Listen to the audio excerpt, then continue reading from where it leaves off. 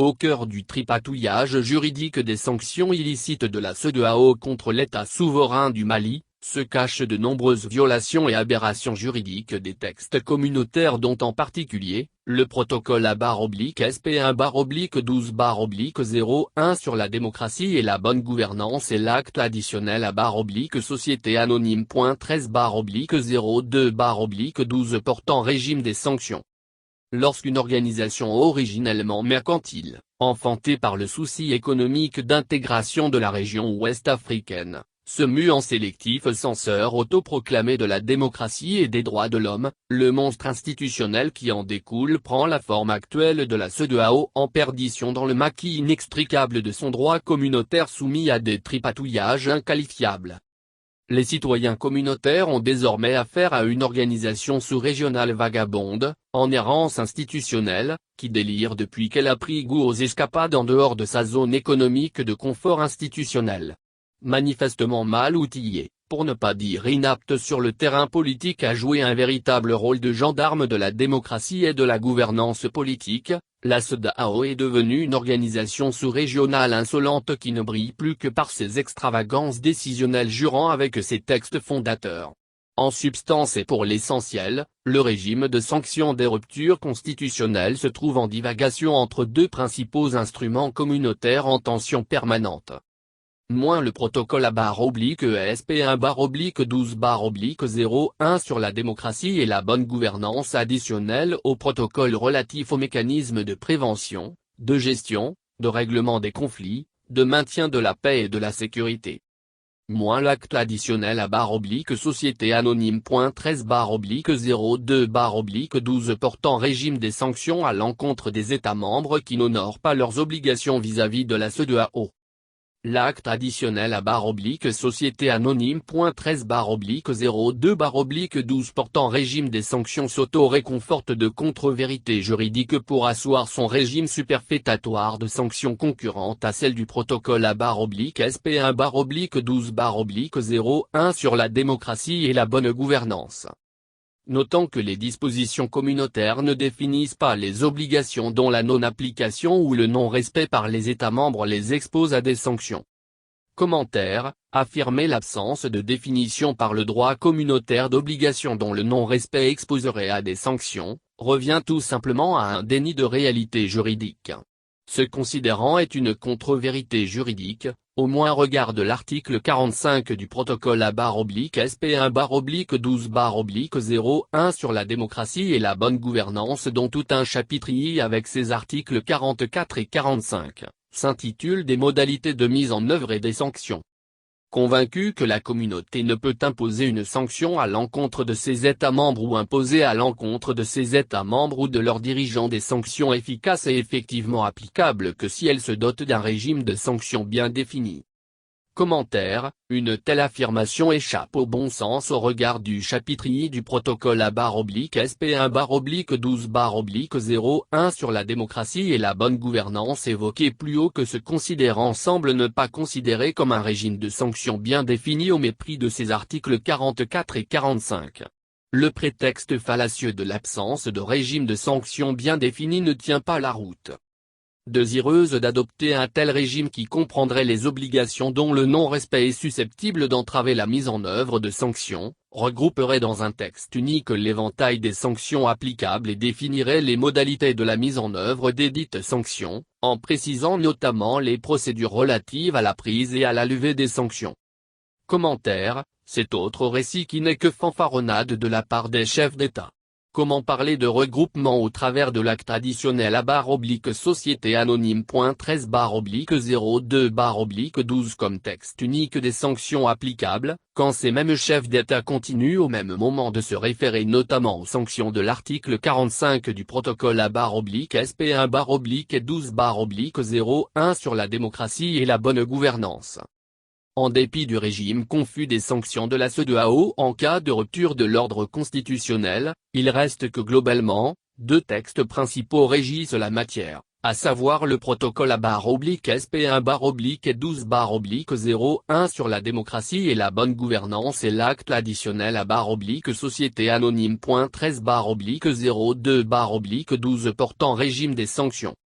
Au titre du protocole A/SP1/12/01 sur la démocratie et la bonne gouvernance en son article 45, les sanctions prévues en cas de rupture de la démocratie sont les suivantes: refus de soutenir les candidatures présentées par l'État membre concerné à des postes électifs dans les organisations internationales, refus de tenir toute réunion de la CEDEAO dans l'État membre concerné, suspension de l'État membre concerné dans toutes les instances de la CEDEAO.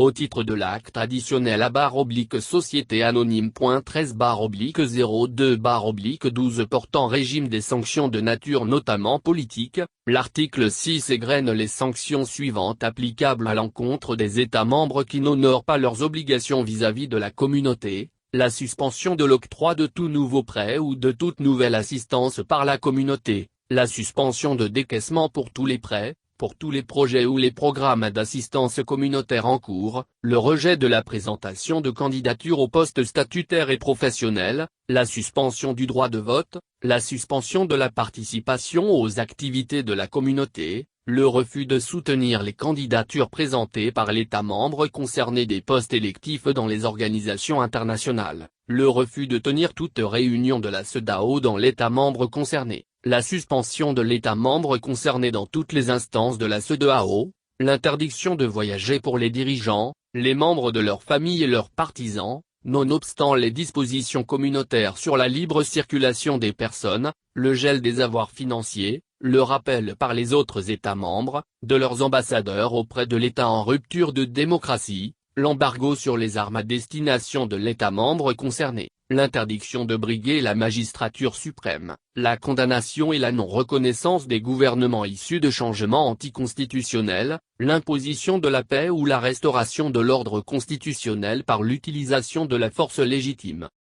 Néanmoins, au mépris de cette gamme de sanctions prévues par les deux dispositions conventionnelles du protocole A/SP1/12/01 et de l'acte additionnel A/Société Anonyme.13/02/12, la conférence des chefs d'État de la CEDEAO en réaction au coup d'État intervenu au Mali, a toujours infligé des sanctions à ce pays dans l'arbitraire absolu, comme une vulgaire instance communautaire hors la loi. Contrairement à ce qui sort généralement de la bouche des chefs d'État, la plupart de ces sanctions ne sont conformes ni au protocole additionnel de 2001, ni ne reposent sur des instruments conventionnels explicites de l'organisation dont l'acte additionnel de 2012 notamment. Ces forfaitures communautaires sévissent déjà depuis l'intervention de la CEDEAO à la suite du coup d'État du 22 mars 2012 contre le président Hatt. L'embargo total avec effet immédiat décrété le 2 avril 2012 contre le Mali pour soi-disant obtenir le retour à l'ordre constitutionnel, était sans fondement juridique. Le dit embargo abusif totalement arbitraire, comprenait notamment la fermeture de toutes les frontières des États membres de la CEDEAO avec le Mali, la fermeture au Mali de l'accès aux ports maritimes des pays côtiers de la CEDEAO, le gel du compte du Mali à l'APSAO et le non-approvisionnement de ses comptes dans les banques privées à partir de l'APSAO. Et dire que ce pur acte de forfaiture communautaire contre l'État souverain du Mali, de la part de chefs d'État de la CEDEAO est décrété à peine 2 petits mois seulement après l'adoption de l'acte additionnel du 13 février 2012 portant régime des sanctions ne faisant mention d'aucun embargo économique, pas plus que le protocole de 2001. Les chefs d'État de la CEDEAO vont récidiver le 18 août 2020 à la suite du coup d'État du 18 août 2020 en décidant, toujours sans aucun fondement juridique de nature communautaire, de la fermeture des frontières terrestres, aériennes et maritimes des pays membres avec le Mali et du blocage économique du pays par l'arrêt des flux financiers et commerciaux. Durant 1,01 mois et demi environ, ces sanctions illégitimes vont peser sur le Mali. Nous ferons remarquer ici que dans la gamme des sanctions prévues par les textes de la CEDEAO tels que présentés ci-dessus et qui relèvent à la fois du protocole A/SP1/12/01 sur la démocratie et la bonne gouvernance et de l'acte additionnel A/Société Anonyme.13/02/12 portant régime des sanctions, ne figure nullement l'embargo économique avec fermeture de frontières et de l'accès aux ports maritimes des pays côtiers de la CEDEAO, gel du compte du Mali à l'APSAO et non-approvisionnement de ses comptes dans les banques privées à partir de l'APSAO. Le seul embargo licite demeure l'embargo sur les armes à destination de l'État membre concerné prévu au point XI, des sanctions politiques de l'article 6 de l'acte additionnel / Société Anonyme. 13/02/12 portant régime des sanctions. On retiendra en définitive qu'à l'égard de l'État souverain du Mali en rupture constitutionnelle, la conférence des chefs d'État et de gouvernement de la CEDEAO, prétextant de dispositions communautaires inexistantes, a eu plutôt tendance à agir comme une bande organisée réglant des comptes en dehors de tout encadrement juridique. Truffé d'aberrations juridiques défiant parfois les principes élémentaires du droit, l'acte additionnel / Société Anonyme. 13/02/12 portant régime des sanctions est un véritable condensé d'anachronismes. Le régime concurrent de sanctions qu'il institue est à l'origine d'un cumul inextricable de sanctions générales et particulières, synonyme d'une vaste confusion entretenue en la matière. L'amas d'obligations et de sanctions qui s'imbriquent ainsi les unes dans les autres devient propice aux manipulations et aux interprétations les plus fantaisistes de la part des chefs d'État de la CEDEAO. L'acte additionnel / Société Anonyme. 13/02/12 portant régime des sanctions n'est décidément pas un modèle fiable d'engagement conventionnel à la hauteur des prétentions démocratiques de la CEDEAO, truffé qu'il est d'aberrations juridiques dont nous mettons ici en relief les plus caractérisées. L'obligation de ratification des protocoles et conventions de la CEDEAO.